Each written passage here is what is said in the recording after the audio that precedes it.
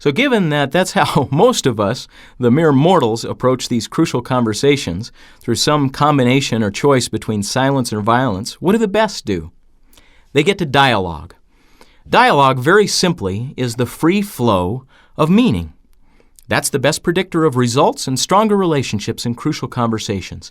Can we get all the meaning, all of our experiences, beliefs, feelings, thoughts, conclusions out into what we call a pool of shared meaning? Imagine for a moment a large pool that sits between the two of us. During crucial conversations, this pool can remain almost empty. Perhaps you withhold meaning because you're worried about how I'll react. Or I try to force my meaning on you, so you reject it. The pool of shared meaning is almost empty.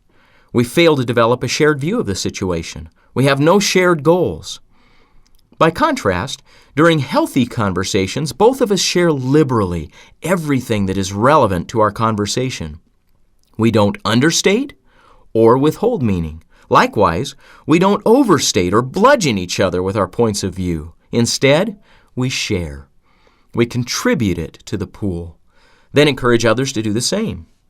At the end, we both walk away different people. Our hearts and minds are almost inevitably influenced by the combination of our mutual pools of experience. The pool of shared meaning fills as each person shares meaning that others appreciate and acknowledge as valid. Now, I want to distinguish here between agreement and acknowledgement. What we're not suggesting is that you agree with everything the other person is saying, or they with you.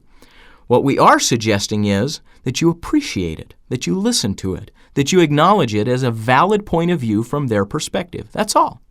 Then it makes it into the pool of shared meaning. If a dialogue process is effective, what results is a full pool of shared meaning. Both individuals feel heard and appreciated. And then an interesting thing occurs. Synergy starts to come out. I'm able now to draw not just from my own experiences and viewpoints and conclusions and beliefs. I'm able to draw from yours. And I can combine mine and yours in interesting and creative ways. From that comes second alternatives, third alternatives, fourth and fifth alternatives, beyond the ones that you or I might have originally pushed for. So here's the point. When it matters most, the best at dialogue, the best at crucial conversations, find a way to get to dialogue. Find a way to get all the meaning into a common and shared pool. That in turn affects our shared motivation and ability to take action and produce results. How does our capacity to get all of the meaning into a shared pool affect our motivation? Well, if you say less than you think about a crucial topic, how committed are you to the ultimate decision that gets made? Think back to the example of Kevin and his team. If they had not gotten to dialogue about the issue of where the corporate headquarters should be moved, how committed would those executives have been to the final decision? Is it possible there would have been foot dragging? There would have been hallway lobbying? There would have been second guessing and repeated discussions later on? Absolutely. Our motivation and that of others to final decisions and action is determined by how candid we are in the crucial conversations leading up to final decisions. Secondly, let's look at ability. Does our capacity to have candid dialogue affect our ability to produce results together? You don't have to think back any further than the hospital example that we shared at the beginning of this section. When critical information was withheld from doctors and nurses and other caregivers, when individuals who noted discrepancies said nothing, what happened? Disaster resulted.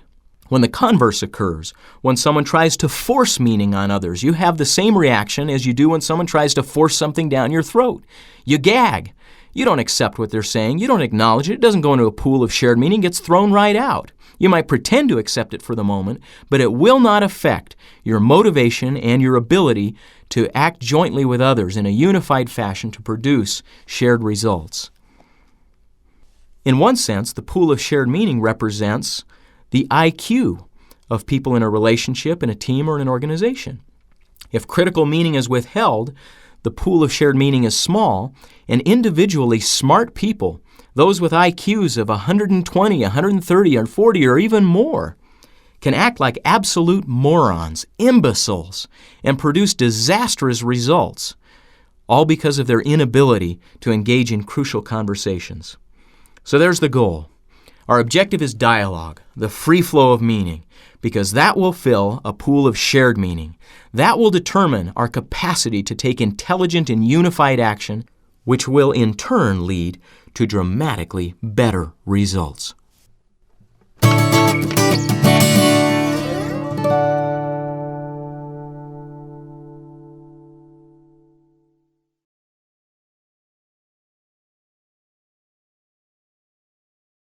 Well, we've talked a lot about how important crucial conversations are. We know now what they are. These are conversations where the stakes are high, where emotions run strong, and opinions vary. We also know why they're so pivotally important, not just because of the content, but because when it matters most, we tend to do our worst. We know what our objective is. It's dialogue. It's the free flow of meaning. The question is, how do the best do that?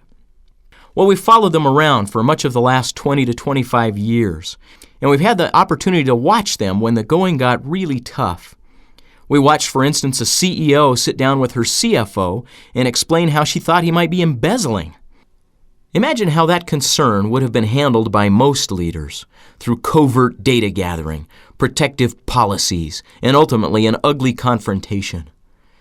This CEO found a way to lay out her concerns in a way that did not provoke defensiveness. She was both candid and respectful. After a couple of hours, the pool of shared meaning was full. The CEO was relieved. The CFO was counseled about avoiding certain irregularities in the future, and both left with a stronger relationship than they had when they began. We walked out of that saying, "Wow, how did they do that?" Well, through this wow research, through watching repeated conversations by those who do their best when it matters the most, we've arrived at 7 principles. I'd like to give you a quick overview of them, one by one. The first we call start with heart. Turns out the first thing to degenerate during crucial conversations is our motives, and we often don't even notice. We often see our behavior change. We notice we just moved to silence or violence, but we're not aware of more subtle things like our motives. Getting our heart right first is the first step back to dialogue during crucial conversations. Second, learn to look. One big difference between the good and the best is that the best see more.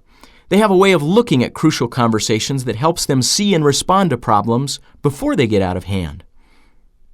Third, make it safe. The thing that the best watch for is violations of safety. The best know that with enough safety, anything can be discussed in an atmosphere of dialogue. The fourth we call master my stories. These are powerful skills for influencing our own emotions, so that even when we start out feeling angry, scared, hurt, or frustrated, we can find a way to dialogue. Now let's look back on the first 4. What you'll notice about them, start with heart, learn to look, make it safe, and master my stories, is that they're all about conditions. How do we observe conditions and create conditions that make it possible for you and for me to get to dialogue? Fifth is state my path. With state my path, we're going to move from conditions to content. The question in state my path is, how do I say things that are potentially very offensive in a way that minimizes the chance that you will become defensive? Sixth, explore others' paths. What do you do when others are in silence or violence? One of the best ways to influence others is with our ears.